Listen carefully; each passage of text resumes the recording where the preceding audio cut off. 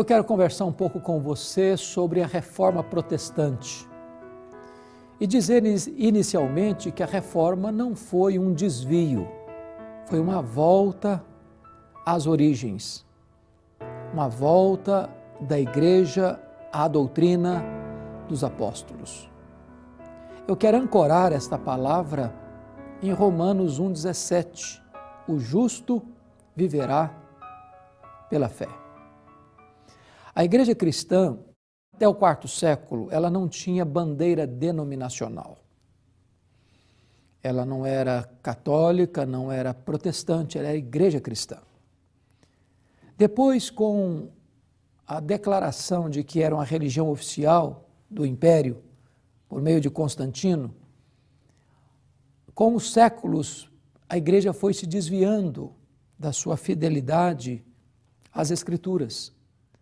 Porque, na verdade, a porta de entrada da igreja deixou de ser a conversão para ser a conveniência. E as pessoas vinham trazendo na sua bagagem muitas crenças que não tinham fundamentação na palavra de Deus.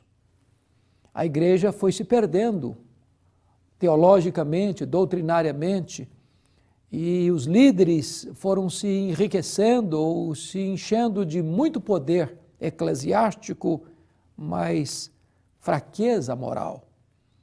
Foi assim que surge no norte da Itália um movimento preparatório da reforma, que foi a Renascença, que mexeu com a questão da política, da economia, da ciência, das artes e da religião, tirando das mãos da igreja essas áreas tão importantes.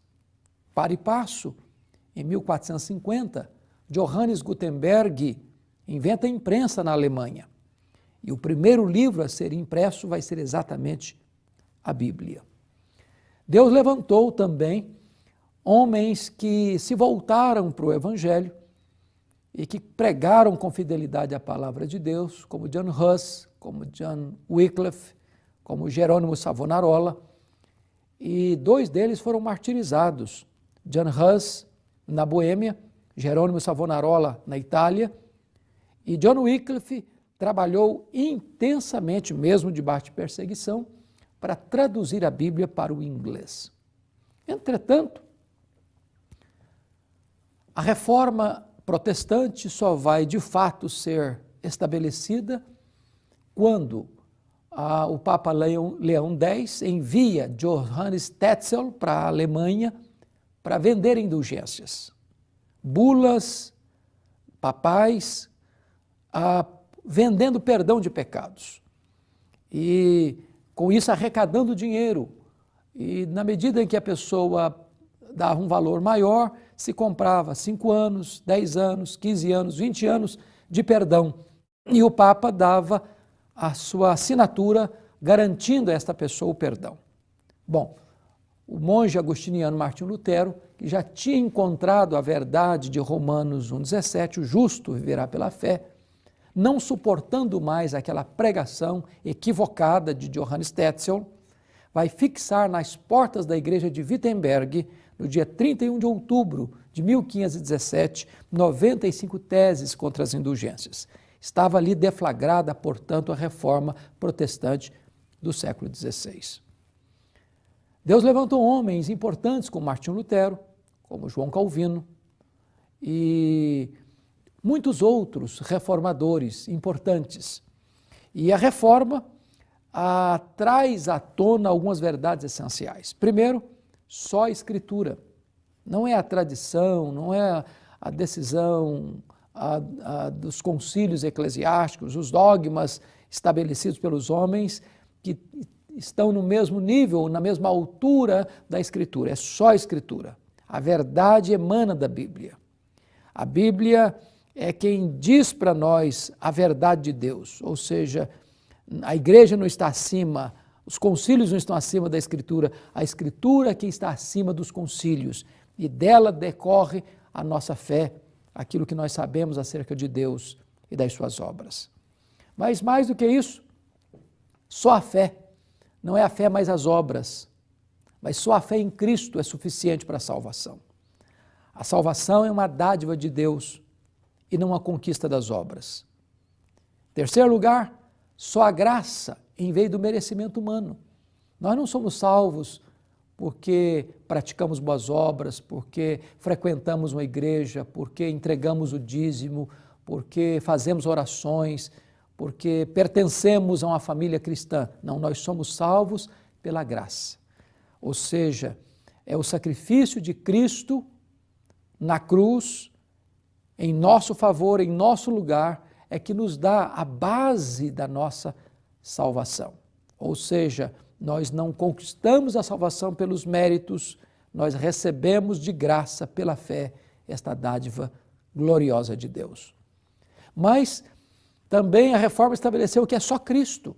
Não é Cristo e Maria, não é Cristo e Paulo, não é Cristo e Pedro, não é Cristo e os santos, não é Cristo e o líder tal, não, é só Cristo, que é o nosso único mediador, único Salvador, único Senhor. Não há salvação fora dele. Não há nenhum outro nome dado entre os homens pelo qual importa que sejamos salvos. Mas finalmente a reforma estabeleceu que só a Deus a glória. Não cabe colocar nenhum homem no pedestal. Todo culto prestado ao homem é vanglória, é glória vazia, é idolatria, é abominação para Deus. Agora, um dos princípios da reforma é que igreja reformada sempre reformando. Ou seja, continuamente a igreja precisa examinar a sua fé e a sua prática para checar se esta fé e esta prática estão de acordo com as Escrituras. De tal maneira que a única maneira de nós preservarmos a sã doutrina é examinando hoje a nossa vida se nós estamos pregando o que a Bíblia ensina, se nós estamos vivendo como a Bíblia ensina. Em muitos lugares, no Brasil e no mundo, algumas igrejas chamadas evangélicas já se desviaram do caminho. Não pregam mais a sã doutrina. Não pregam mais a doutrina dos apóstolos. Não prega mais a palavra de Deus com fidelidade. E estas igrejas precisam se voltar para as Escrituras, porque hoje muitas igrejas já se capitularam ao liberalismo. Em muitos seminários chamados protestantes hoje, não se crê que a Bíblia é a palavra de Deus. Não se crê mais que Deus criou o homem à sua imagem, à sua semelhança. Não se crê mais no pecado original. Não se crê mais na justificação pela fé. E, portanto, as igrejas que se bandearam para o lado do liberalismo teológico começaram a sofrer quedas e mais quedas, se esvaziando. Por quê? Porque onde não tem evangelho, não tem a presença de Deus, não tem esperança de salvação. E essas igrejas, então, estão morrendo na Europa, na América, no Brasil, no mundo. Outras igrejas, embora lotadas, mas estão comprometidas com um sincretismo pagão, onde o evangelho foi substituído por um produto barato de teologia da prosperidade, do misticismo brasileiro, do sual grosso, da rosa ungida, do copo d'água em cima da televisão, de práticas completamente estranhas às Escrituras. E estas igrejas, embora cheias, não representam a igreja de Deus, porque a igreja de Deus está fundamentada nas Escrituras. Nessas igrejas, na maioria delas, não se prega mais sobre arrependimento, sobre fé, sobre justificação pela fé, sobre conversão, sobre novo nascimento, sobre a santificação, sobre as glórias do céu, sobre os horrores do inferno, sobre a centralidade de Cristo. Um evangelho antropocêntrico, onde se oferece para o homem casa nova, carro novo, dinheiro, prosperidade, quando na verdade o evangelho de Cristo foi substituído por um outro evangelho, um falso evangelho. Essas igrejas precisam passar por uma nova reforma voltando-se para as Escrituras. Eu estou seguro disso. Não há esperança para a igreja brasileira, a não ser que ela se volte para a palavra de Deus. Se volte às Escrituras. Foi isso que aconteceu lá no século XVI, com Martinho Lutero, com João Calvino, com Ulrich Zwinglio e com tantos outros. Hoje precisamos voltar para a palavra de Deus, voltar para o Deus da palavra, nos humilharmos, nos arrependermos, para que a igreja possa ter uma pregação fiel às Escrituras e uma prática de vida de santidade e piedade. Precisamos ortodoxia e precisamos de piedade. Precisamos de doutrina certa, precisamos de vida certa. Precisamos do credo certo e da conduta certa. Precisamos ter luz na mente e fogo no coração. Esta é a necessidade da igreja evangélica brasileira, uma volta para as Escrituras, uma volta para Deus, uma nova reforma espiritual. Eu quero orar com você, você que está acompanhando o que acontece no Brasil e no mundo. Eu não sei qual é a sua condição, eu não sei como é que você está, mas é certo isso, você e eu precisamos de Deus, você e eu precisamos de Jesus, você e eu precisamos nos voltar para a palavra de Deus. Você e eu precisamos de uma igreja bíblica, saudável, que ame a Deus, que seja fiel à palavra de Deus e que viva em novidade de vida. Onde você está? Ore comigo. Deus, eu quero colocar diante de Ti a igreja brasileira e te pedir, Deus, que Tu geres no coração desta igreja arrependimento e que a Tua igreja volte-se para a palavra, para as Escrituras, para que Te conheça e pregue o Evangelho com fidelidade. Abençoa aquelas pessoas que estão nos assistindo. É a nossa oração, em nome de Jesus. Amém.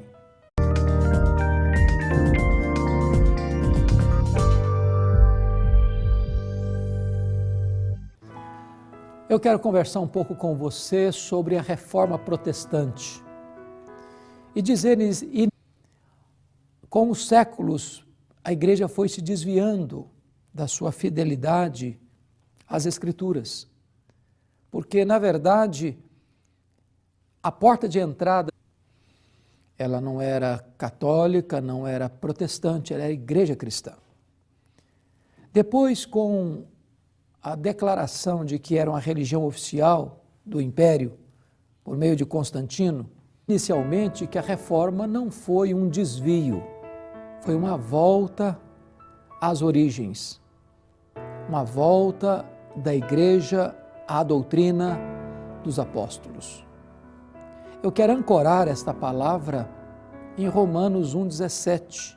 O justo viverá pela fé. A igreja cristã, até o quarto século, ela não tinha bandeira denominacional.